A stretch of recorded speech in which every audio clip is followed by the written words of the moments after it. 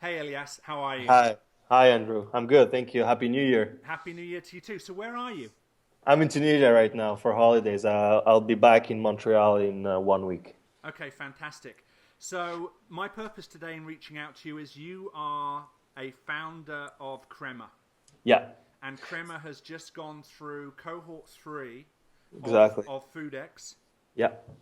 and I wanted to just sit down with you and kind of understand more about Crema, more about how you started the business, who's involved, the kind of craziness that there's been Yeah. since you first got started. So let's get into it. Okay. Tell me about your company, Crema. Okay, so Crema basically is the best alternative to Starbucks in North America. So in North America, as everyone knows, there is Starbucks, and Starbucks is really strong. And we wanted to give an alternative to customers, to coffee lovers. So how do we do that? We just create a coalition of indie coffee shops and provide them with the best technology to compete against Starbucks. But as we all know, Starbucks have a tremendous marketing budget, and they can reach a lot of people. So we're trying to give these small shops the right technology, the right platform to compete against Starbucks. Okay, so So that, let's clarify that yeah, you're not a coffee shop. I'm not a coffee shop. I'm an app. So the app, you download the app on, so you can go on getcrema.com. It's not launched yet in New York. It will be launched in 1 month and a half, I hope. But you can still get it in Canada, in Montreal. So we started in Montreal and we're launching in New York thanks to FoodX. So basically, how the app works, you download the app, you get the closest coffee shop to your GPS position, and then you can put your credit card information, and then you can use the app everywhere in the whole network. And the more you use the app, the more you get rewards, and you can even get like better deals, like free stuff. You can even order food. It's really like to go faster, to discover awesome new places, and to have this Starbucks technology that is working great for them for these small indie coffee shops in New York and the US in general. Okay, so tell me the story of how Crema started. You just sort of you just dislike Starbucks that much that one day you had this crazy idea, or tell me the story of Crema. Actually, it's different stuff around this. Like first, yeah, I don't like Starbucks, as Okay. like because I don't think that double chocolate white macchiato is coffee anymore. And I told that in my pitch in FoodX, like at the demo day. Yeah. But the main thing is I had another startup before, and we were like installing iPads in coffee shops and restaurants. And basically, one day I was installing iPads there, and there was a huge line, like really huge line, and internet shut down.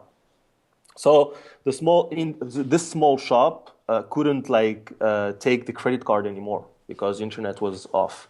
So they asked them, okay, we can only take cash right now. So like half of the line went to Starbucks in front of this coffee shop. So I was like, okay, this is like there is like something here. And then I saw like people looking for their paper punch cards, and some people were losing them, and it didn't it didn't make sense for me. So I said, okay, these guys are small. They still have clients, but when internet is broken or something is not working, um, they cannot like process all the orders, and it creates frustration with the punch cards and everything. People that are loyal are not rewarded, and not the right people are rewarded and everything. So, and I think like a coalition would make more sense to them because Starbucks is so strong and they cannot compete against them. So that's how we got into the idea, and then we started to build the product. So it took So us stop, stop, nine. stop there for a second. You had the Yeah, idea based yeah, on just this kind of one event that happened for you, right? exactly. What did you do to figure out whether it was just a kind of random thing or there was actually a big idea here? Um, I just like I had this experience with like my previous startup with these iPads. I saw that internet like always broken. They couldn't like handle the technology. They just couldn't do it, and that's how I got into this. And also like an app like ours would cost them $100,000 around that to develop. and it wouldn't even make sense because it would be only for them, and it's not broad enough. It's not like strong enough to have like a real impact on the community. So that's how we thought of the coalition system, and like to unite all these small shops to create an alternative to And Starbucks. so you kind of had this idea. Did you go Yeah. in? Did you go and have some conversations with Of course, yeah. independents? They don't like Starbucks neither, by the way. So we were like friends when I said, "Okay, guys, I don't like Starbucks. You don't too, right?" So they said yes. But the thing is, like, Starbucks is creating the market. So we never, we're like, even when we were thinking of launching in a new city, let's say, like, okay, we're thinking of launching in Europe or something like this, we still see if Starbucks is strong enough there because Starbucks is creating the market for us. They're like, people are getting used to use this kind of app and stuff, so we can come with an alternative. If Starbucks is not strong in a country, we won't launch there. So it's we like them and we don't like them. And also the thing is, the shops we're working with are like doing a great job and they have amazing products. And they have much better coffee for almost the same price. So for me, like it made sense to give them the technology that they're missing to have better impact. So you walk into an independent coffee shop, Yeah. and what do you say to them? Okay. Basically, I said hi. I just first I watched the prices. I see, okay, this makes sense for me. If it's too high, too expensive, we don't. We try to talk with them, but usually they're like too premium. It doesn't work. We taste the coffee first. So I do two visits. Once I taste the coffee to make sure that it's great, and then like just talk with the owner and I show him the app how it works. And I tell him basically our business model is just take a transactional fee on each transaction. So if I bring a customer, I get paid. If I don't get paid. And that makes a lot of sense to them because we don't install any hardware in the coffee shop, and I understood it when I was working in the iPad company. It was a POS system, and it was iPads for going like having access to internet and getting surveys like for the shop if the service was great or not. You could rate it and etc. And I saw that they don't like the hardware at the end, so that's what makes it like really light touch, if you want. So it goes really fast. Tell them, okay, this is how much we take on each coffee sold. This is like your platform, your dashboard, the analytics you will get, and we're bringing you new customers, and we're even taking care of your loyalty program, so you don't have even to print your paper punch card that everyone loses every day. So we come with this with this proposition, and usually it works. We have great success on this side. So before you started Crema, you had a real job, Yeah, or was that a yeah. startup as well? I had a real job. I was working for the biggest bank in Canada, Okay. Royal Bank of Canada, and I had another job before. I was working for a French newspaper, like a Quebec newspaper called Le Devoir, in advertisement, and then I went to IT in Royal Bank of Canada. So who did you need to go and tell when you decided to stop the serious job and go do the startup thing?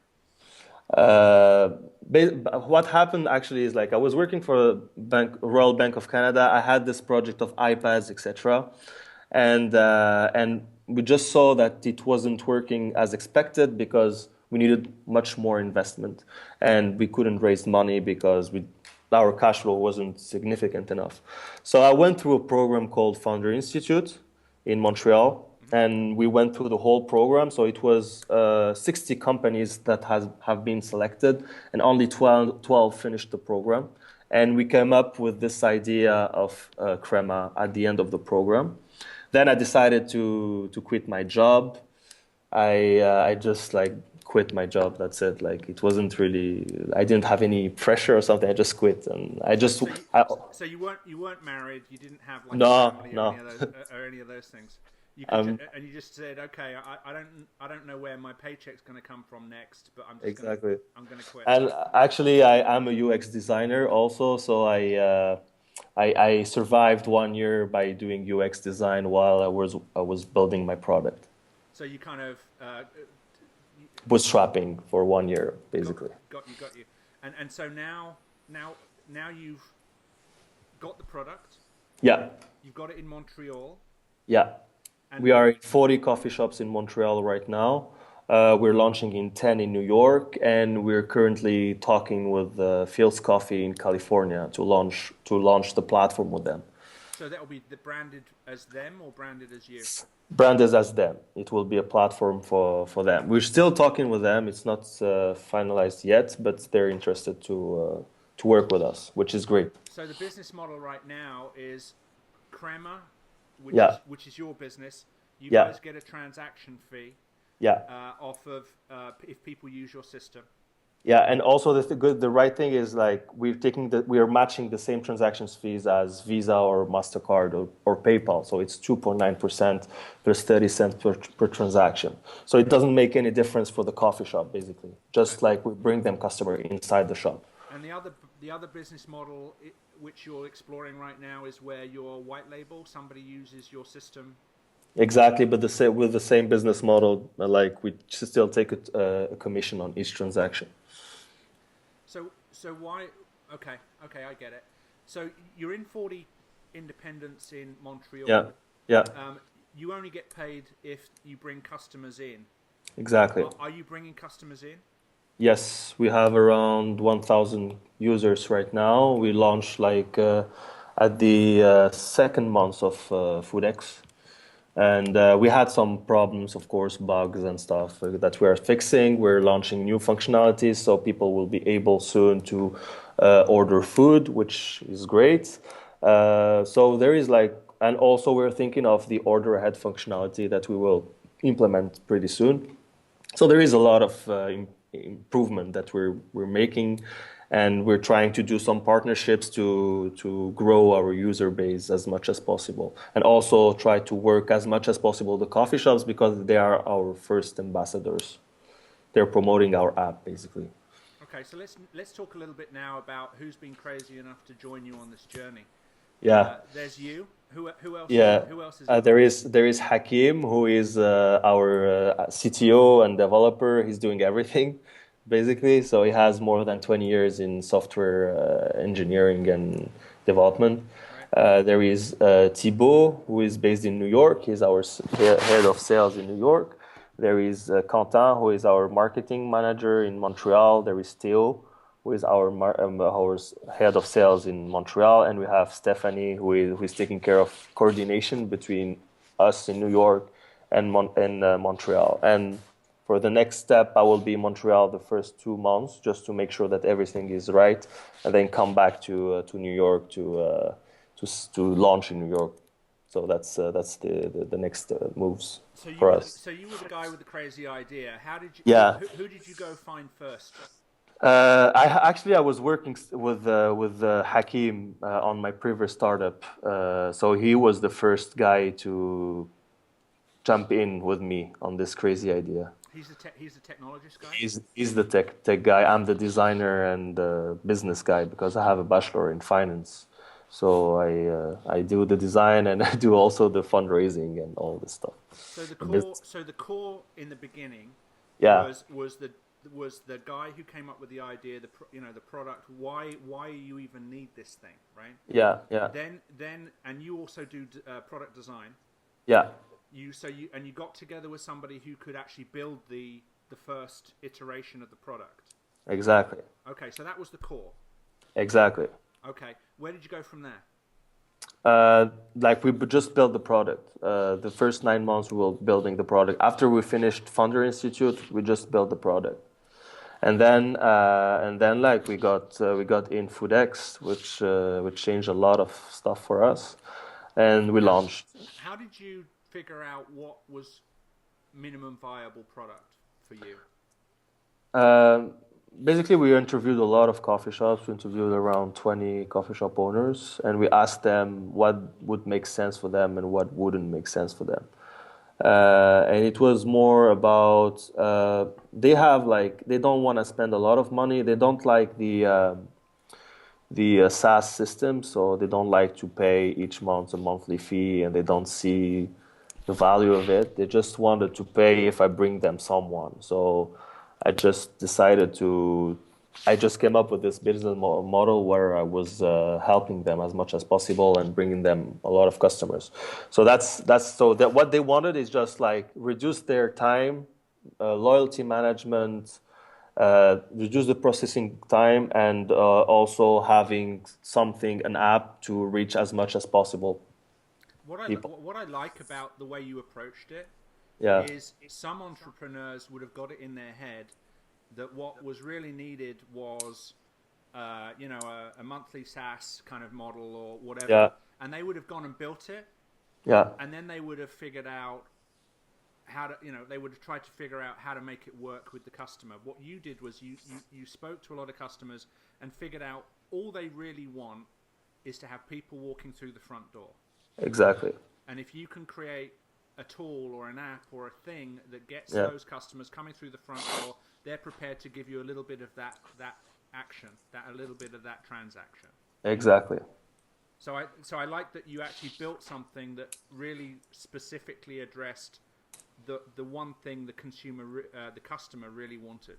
Yeah, exactly. And the thing is, like, we tried to be like really, it was like something a no-brainer for them because they were already like paying these fees to Visa and Mastercard, and I told them, okay, like you're gonna pay these fees to us, but we're gonna bring you customers.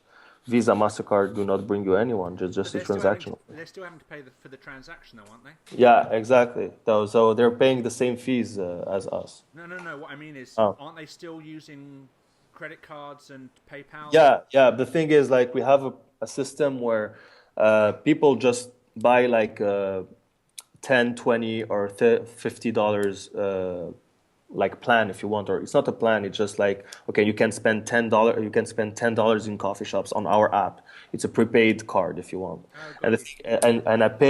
I pay once this fee to PayPal, and then I charge for each transaction on the app. So this first fee on PayPal that I have to pay is diluted through all the transaction that's happening on the app. And is that So something? that's why. Is that something you guys eat? Yeah. So that's not something the coffee shop pays, is it? No, it's something that we take care of first. Okay, so they actually don't get the 2.9% credit card transaction fee for each of the customers you bring them because that's actually covered through Yeah, the credit yeah, system of your yeah, app. yeah, exactly. So we like they just no, they pay each time we bring them someone, but like the first fee that, for example, when you put your credit card information on the app, you have like you have $10, but I still have to pay Crema has to pay 2.9 plus 30 cents for this transaction. That's the first transaction that I have to pay to PayPal, for example, and then. Each time you use the app in the coffee shop, I will charge the coffee shop 2.9% plus 30 cents. Got you. Okay. So, um, so 9 months. It took you 9 months to build the product. Yeah. While you were building the product, you were what eating ramen noodles and spending your savings on surviving, and you were doing part-time jobs and things. How did you? Exactly. Is that it? Is that the Basically, story? yeah, exactly. Yeah, I was eating noodles and I was like, it was a tough time. I was eating noodles. I was looking for like I was freelancing for some companies doing different designs for different people. It wasn't easy, but I mean, in Montreal we have cheap rents, which helps a lot. Yeah. For sure, in New York it wouldn't have worked like this way. So yeah, it was a tough time, but we made it. So I'm happy now. Are you still freelancing a little bit, or not so much? I do it sometimes when I have time, but this year I didn't. Since I started Foodex, I didn't do any freelance job. I didn't have time to do that. Okay. Since we launched it. So are you still on the noodles, or you finished that now? It's I upgraded to pizza. With or without toppings? With toppings, so it's a huge upgrade. Sounds good. So how are you getting the message out to customers that you exist? We work a lot with PR. Like we do a lot of PR, bloggers, Instagram, but bloggers a lot. And we had like really huge like PR in Montreal when we launched. Hmm. We were in front page in Montreal Gazette, which is like New York Times. In Okay, let's back up. How did you get that? Did you just kind of walk in, send an email out? we tried to build a relationship with the journalists and the bloggers. We're like commenting their articles and try to build like kind of a relationship with them. But also we got introduced by the Founder Institute. They helped us a lot. So we got introduced to some journalists by this network in Montreal, and that's what we were expecting from them, and they did a great job. And also, of course, there is Quentin, who is our marketing guy, and he's doing a lot of PR. Hmm. So he's always like looking for new blogs, new people to talk about the app. When we launched the app in Montreal, we did an event in a coffee shop, and we invited all the bloggers to try the app, and we did a small presentation and what our plans, etc. So. Do you have like advisors who are kind of giving you pointers or kind of helping you figure out how to do all of this stuff, or is it just you just sort of flying by the seat of your pants and figuring it out as you go? In term of PR, The whole thing, yeah, getting your message out, how to engage with people. You're obviously networking really well. yeah, Uh, the best advice is to always like, I mean, in PR, this is, I always say this, like, try to build a relationship with the journalist, try to comment his articles, give like your feedback if he's like writing about something that you know. It's always good like to try to connect with these people, and then never like send them the press kit and say, okay, this is my app, you should write about it, because they receive this, like they receive maybe 20 emails per day, just like yours. So that would be my advice number one. The advice number two is just to focus on the design of the app. I think it's really, really important, so that it catches the eye, and then they get like, okay, excited about it, and it makes it much easier, especially for us, because it's a consumer app. Like people who go to indie coffee shop like beautiful stuff in general. It's a beautiful places, so it had to reflect the space where they are, and our branding is really close to the branding or of the coffee shop they are going in, and so we try to really build a beautiful product that match the beautiful space where they are right now. So that's a way also to attract people, and yeah, that's basically Facebook, Instagram. It was our main channel, because we tried Twitter, doesn't work that much. We tried Google AdWords. It's okay, but it's not like Facebook or Instagram. And we're doing a lot of organic and a little bit of prepaid Instagram, Now, Facebook. obviously, your app is geographic Yeah, geographically focused at this point. Right yeah, now, you're yeah, in the Montreal market. yeah, It sounds like you're looking. You have two kind of customers. One is the independent coffee shops who need your service, and then it's the people, the drinkers, yeah. the coffee drinkers out there who are looking for better coffee, a better experience, an independent experience of coffee, right? Yeah, and also interested in spending their money in the local economy, which is important to them too. So that's something also that we're playing on. Like, okay, you're using the app, you're sure that this money is going to the indie coffee shop, which is local economy. It's gonna help your city to grow and have a better economy. So we believe in that too. So invest your money, at least your coffee, in local economy. Don't give it to Starbucks. So as a potential investor, if I was investing in Crema, I'd be sort of interested in, okay, right now it's focused on Montreal, which is a decent market, but Yeah. it's that's not a It's huge. like it's 10 times smaller than New York. Right. So New So York we have 978 coffee shops. In Montreal we have 100, around 100. So that's the difference. right. So I guess I'd be interested as a potential investor in how do you go and take this really good concept and make it national, international, and so on. So step one is, or rather, step one you've done, which is Yeah, finish the product, yeah, understand what your customers really need, which is to have people with money walking through their front door. Minimum viable product, Yeah. which you did by talking to Yeah. customers, and then you launched it in one geography. Where do you go from here? So next step is New York, the biggest market. If we make it in New York, we're gonna make it in the in the US in general. But like, uh, the good thing about this product is like, as I said, we do not require any hardware. It goes really fast to bring a coffee shop in. But how do you? Uh, Don't you need to set a coffee shop up, i.e., their menu, their right pricing? now we still need to set them up with, but it takes like just one logo, one background image, and just the price, like the menu they have. But like, you know, we're working on the back end to make them like they can sign up directly from the website, so it will be even faster and stronger than what we have right now. So it go even faster. So does And that? actually, we got contacted when we launched in Montreal. We got contacted by another city, which is Longueuil. It's a small city in Quebec, and I just told them, okay, we need like at least 10 coffee shops to launch there. And like the guy, he's a coffee shop owner, brought me his friends, and they're like just like jumped in to launch there. So which is great for us, and it means that these guys need something like this. So it was like a validation for us again. So we're really happy to have this experience with them. So I'm a coffee shop. Yeah, I don't look like a coffee shop, but I'm a coffee shop, yeah, and I want Crema. I want to get on the system. yeah. Do I have a place once I've signed up where I go and I type in my menu and my prices, and I can keep that up to date myself, or is that something you guys?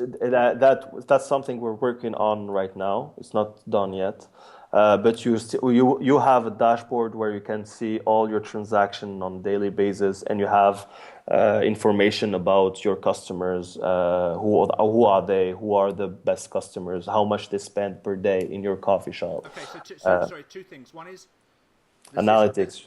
the system has analytics. Yeah, So you understand your best customers. You probably have exactly. the customer, the coffee shop owner understands who his best customers are, how much they spend, what did they buy, when they came in, their email addresses, those sorts of things, right? Yeah, exactly. Let's just focus very quickly, though, on how easy or not it is to get set up. So I'm a coffee shop owner. I want in. I want to be part of Yeah, I want to yeah, be part of the Crema family. yeah. How do I join? How do I get set up? How painful is it or not to get set up? It's not painful. Just send us two photos, one photo of your space and one of your logo, and just tell us like how much it costs for like your menu, basically cappuccino, latte, espresso, whatever you want to put on the app. You tell us how much does it cost, and you're set up. Okay, so and what's the lead time? I email you on Monday. When am I live? Oh, you can get into the app on Tuesday, as easy as this. Like depending on how many coffee shop we have, but like it takes really. It's like basically when we put it on the dashboard on the back end, it goes live because it's a web, so it comes from the web directly from our servers, and like people will see it directly. Are you going to charge me a fortune for getting set up? No, it's free. It's free. Yeah. So We the wanna only work. We wanna work with you. I mean, it doesn't make sense to charge you for that. Like, so, it's free. It's free. It's free to join the community. okay, and then if I've got 20, okay, you don't want to work. So if Starbucks came to you, you'd say no, right? Sorry, If if start. Starbucks came to you, you'd say no. Yeah, I would say no. Yeah, I mean, So how small do you have to be? If I had, you have to be small. Like we always. That's the difference between like with Phil's Coffee. They have 40 shops. That's why we're white labeling with them. Why we're doing this is because they still are in the independent. The way they're doing their coffee, the way they're selling it, the way the whole experience is. It's still independent in my beliefs and how they work. I see how they work, and that's why I would love to work with them.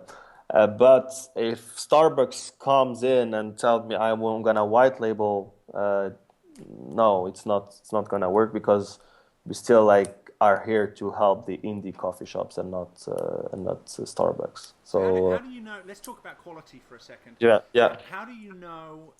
Let's say, for example, you grow. yeah, Your app grows. You yeah, start getting 100 applications every day. Yeah, Okay, from coffee shops wanting to be part of Crema. yeah. How do you know that some of those coffee shops are good coffee shops versus bad coffee shops? What you don't want to have in the system is coffee shops that don't deliver a great environment, don't deliver great coffee, don't care about the community they're a part of. They're literally just, So we look at different things. We look first at the space, right? how it is, and then we look at we taste the coffee.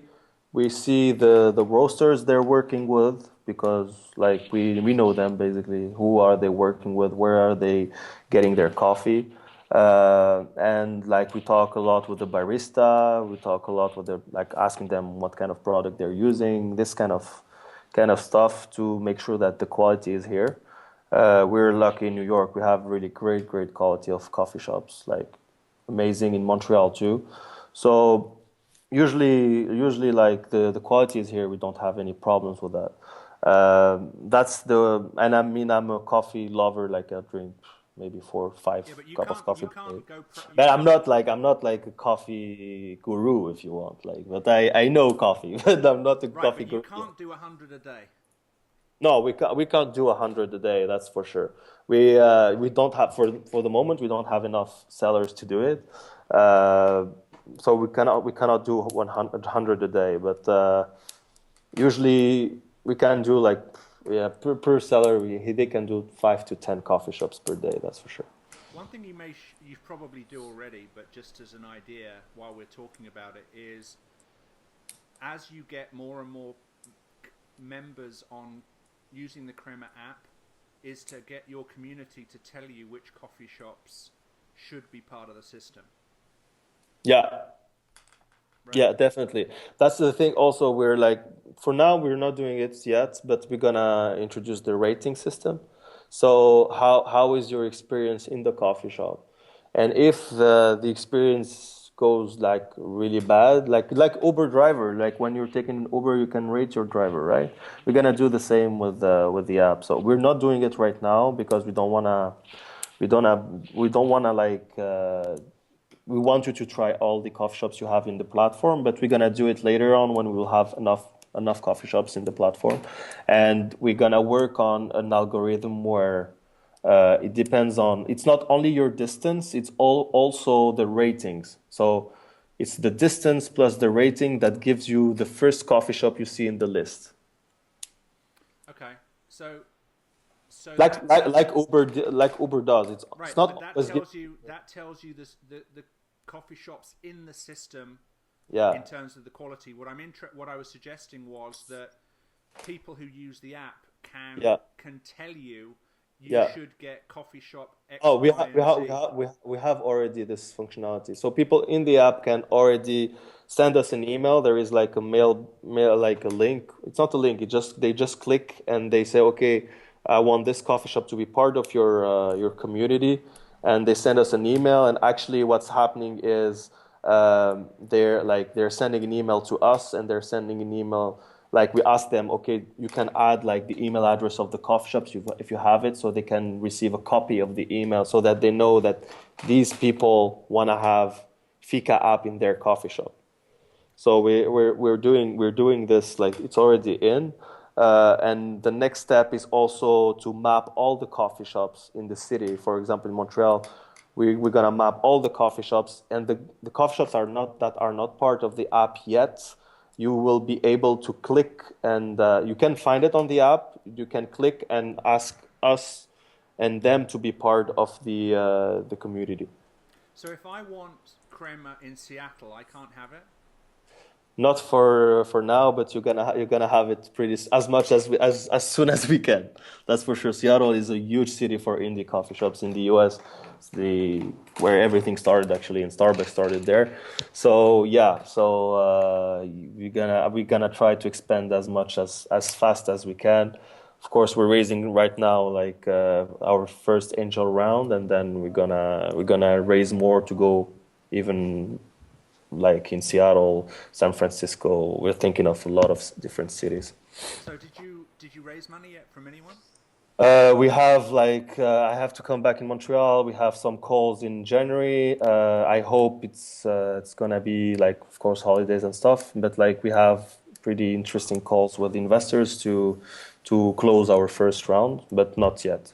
So you guys have literally been self-sufficient, Yeah, self-funding for how long now? for 1 year since we started, like for almost 1 year and 4 months. Wow. Yeah. Yeah. What's been the most challenging thing? Self-funding it has been like challenging. The most challenging thing, ha, like it hasn't been, it wasn't like to bring coffee shop in. It took time, but it wasn't like the biggest issue.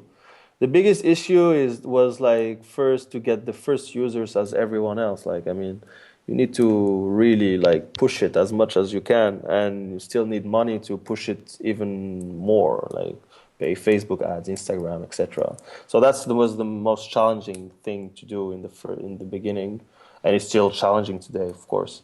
Um, yeah, that was like I would say first self-funding and then getting the first users as soon as possible and get like the right volume as soon as possible.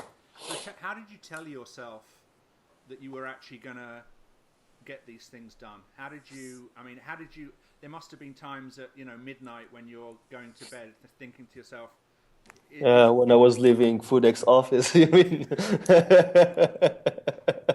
Yeah, of course. I tell every day myself what I am doing here. Like um, every day I'm asking myself. I mean, like there is a guy once who told us, a mentor in Founder Institute told us, you're not a good entrepreneur if you're not getting scared at least one day, at least once in your day.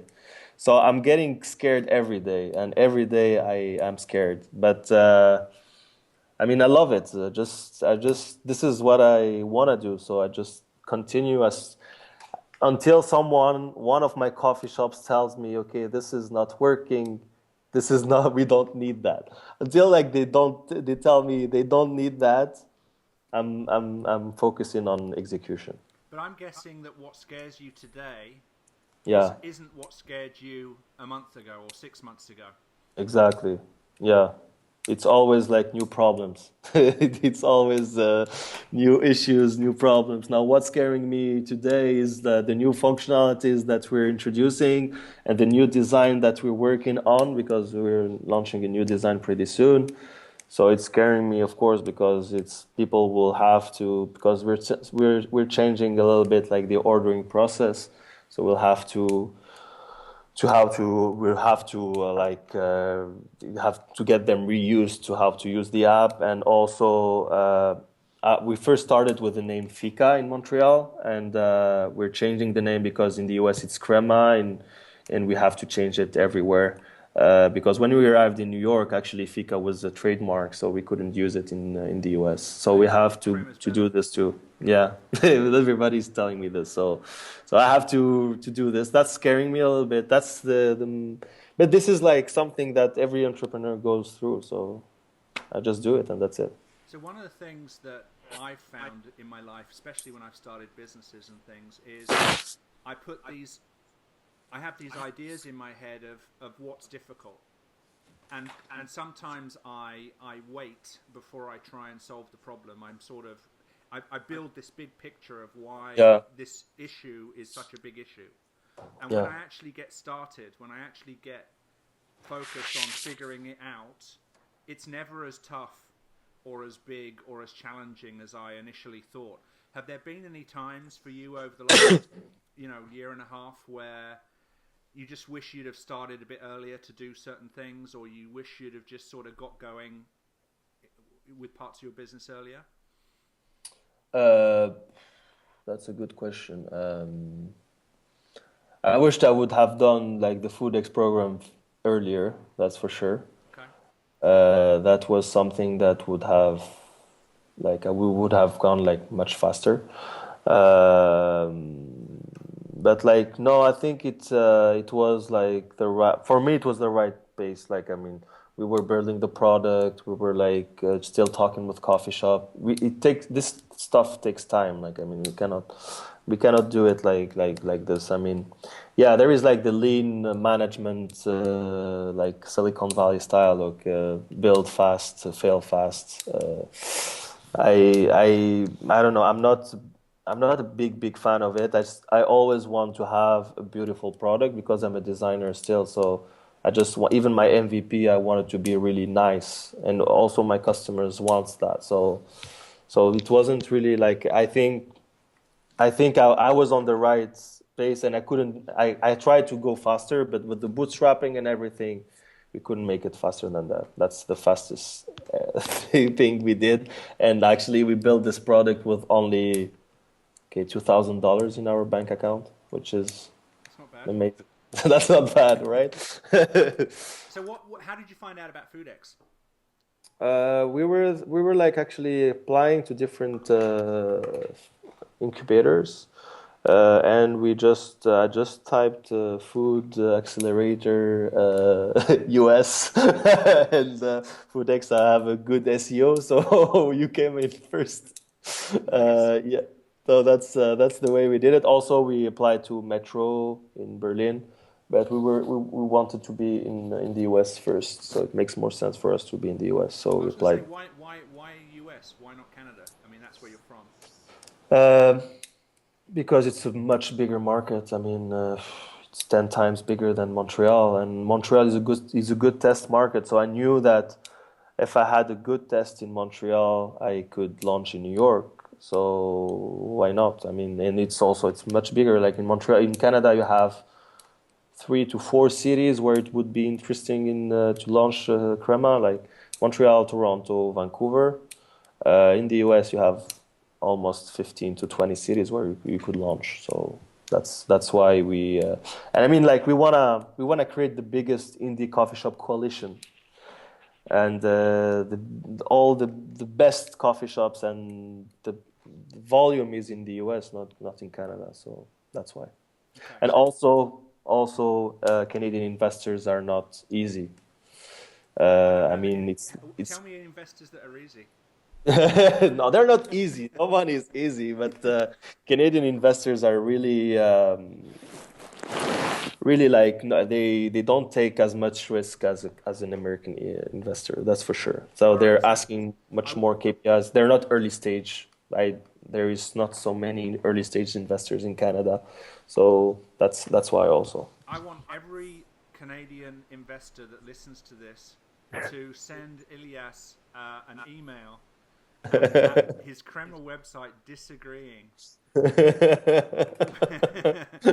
disagreeing with the They fact all, that they're Canadians are more risk averse than Americans. Oh, they are. I can tell you they are. But like, I mean, they know me already. I contact them all. I contacted them all, so they already have my email. Don't worry about that. Okay, so New York first, after Yeah, Montreal, yeah. and then Boston, that's the next step. Boston, student city. It's really interesting for us. Philadelphia can be interesting. Chicago, Seattle. San Francisco, California, depending on our like how it goes with Phil's Coffee, Miami. Uh, so that's the first like targets we have so far. That's basically where we want to go, and of course in Canada, Toronto and Vancouver. so I'm interested if it only takes you, well, two things. If the current process is it only takes 24 hours, give or take, to set a new coffee shop up, Yeah, yeah. why can't you set up some of these cities in parallel? Why are you going New York first? Because we just want to have a big impact in New York first and really get it going, and then once we will have New York working well, we were gonna do cities in parallel. But for us, New York is the market in the US where we wanna crush it. So we just wanna make it right. That's why, and we still have limited resources right now. So that's why we wanna make it right in New York first. Now, the back end you've talked about creating, which will allow independent coffee shops to set themselves up. Um, the upside is you'll be able to scale faster. Yeah, The downside is you won't be able to control the quality of your applicant in terms of. exactly. So how do you reconcile that? Because I'm guessing the power of your app is going to be on giving coffee drinkers new experiences. Yeah, so that the how we're gonna reconcile is with the users basically when they're rating their experience. If they don't like it, we're gonna see it right away. And then if we see that there is a lot of bad ratings about this coffee shop, we're gonna just go and visit them and talk with them. And if it's like really bad, I mean, if the coffee is not good, etc., we're gonna say, okay, we cannot work with you, basically. You'll take them out of the system, Yeah. or you'll consult with them and help them improve. I guess. Exactly, exactly. Of course, we're gonna try to help them improve. But I mean, if it's not like, it's also a branding issue. Like there is like indie coffee shops that are like really, really, really focusing on the quality of their product, and there is other coffee shops or just like coffee shops that do not care so much. So there is like different quality in this industry. So we try to consult with them. Like we had like some consulting in Montreal with different coffee shops. For example, they were telling us, yeah, well, we're not doing enough money on the coffee. But I told them like you should sell like eat like small food, etc. That's where you're making your money, because in coffee shops in general, the coffee they're serving, they're not doing a huge margin on it. They're making huge margin on what you eat with with your coffee. That's how it works in general. Mm-hmm. So the coffee is just here to bring you inside the shop, and then they try to make you spend more money on sandwiches, muffins, etc., where they have better margin there. So that's like the way of we consult, because we see a lot of coffee shops that are working great, and we see how what is working and what is not. Of course, where they are located is really important, and also what they're serving in terms of food is really important, and the margin they're doing on the food is really important. So that's the way we go. And also sometimes we see that, for example, in Montreal now the change rate between the Canadian dollar and the US dollar is not really interesting for the Canadians. So we tell them you should like go with the Canadian roaster that we know that you can work with, and it will cost you much less money for your coffee. So that's these small advices we can give them and help them with right now. So you can actually, when you talk about being a collective of coffee shop owners, you can actually help identify Yeah, best practices for exactly, your participants. exactly. Okay. So right now you're six people, five people. Six people, and we're like hiring soon like interns, 3 to 4 interns, just to set up like Montreal and New York. So I'm back in 1 week. I'm back in Montreal, setting up everything in Montreal, making everything working perfectly, launching the new design, etc., getting people used to it, test some stuff, and then we're focusing on New York launching. So tell me about Crema 2018. 2 years from now, where are you guys? What are you doing? What So are you? 2 years from now, we are in 10 different cities, and we hope to be in 1 or 2 cities in Europe. That's our main goal. So we're looking at Berlin and Amsterdam, and of course after that London. So that's our main focus. We want to be in Europe, that's for sure, and we have investors that are interested to work with us in Europe. But like yeah, so like the major cities in the US and Canada, so 10 different cities with the good like transaction volume, daily good transaction volume, and 2 to 3 cities in Europe to start with. That's our plan in 2018. Okay. And what will you be doing? What I will be doing, What will be your role? Do you think you'll still be the driver of the entire company? Do you see yourself focusing in particular areas, or how do you see yourself aligned? I mean, you're the guy that started it. yeah, One of the biggest questions I had for myself with my second company was, yeah. am I going to be the CEO forever, or am I going to focus on something I enjoy more within the business? Or, I mean, how do you see yourself growing with the business? I would like to focus on the product. I always focused on the product, and this is what I love. Hmm. So I would like to still focus on the product, and also on fundraising. Basically, is my this is my job right now. I learned a lot thanks to FoodX and for Founder Institute. I learned a lot. So that's basically fundraising and fundraising and product management and design. Basically, that's where I want to focus for the next years. So in 2018, you'll still be the CEO? I will still be the CEO. Yeah. Okay, cool. It sounds like though that when you talk about product development, you do that coming at it from a customer perspective. You're not just Yeah. building this. You're not just building this thing. You're actually understanding what the customer's wanting first. Yeah. Is that accurate? Yeah, yeah. I sit down like for Crema. I sat down with coffee shop owners, basically. Showed them what I had already done, the mock-ups I had, and show them if they like it. They like the colors, how it works. Do they like how easy it is? Is it enough? Is it easy enough or not? This kind of stuff. I always do it. But like I think it's the most important part of my job. It's just to talk with, to make sure that they need the product I'm building. I mean, you're putting so much energy in this, so you don't want something that no one is using. So that's why. What about competition? How do you think about that? How do you Oh, we have competition in the US. Basically, we have in New York. We have a big competitor in New York. They started earlier than us. They started 2 years earlier than us, but they have a different business model. They're buying a coffee shop, like they're in each coffee shop that they're working with, they're buying them like a certain number of cappuccino latte espressos. I'd say, okay, we're buying like 200 cups per month at this price, at a lower price, and they're selling it at a higher price on their app. I know that the coffee price is going up. I know that the coffee shop margins are going down, and I talked with the coffee shops and I told them what they thought about this model. They said, okay, we don't. It's not a huge part of our business. They said also said like it's not something they wanna. It's not sustainable for them for like 10 years.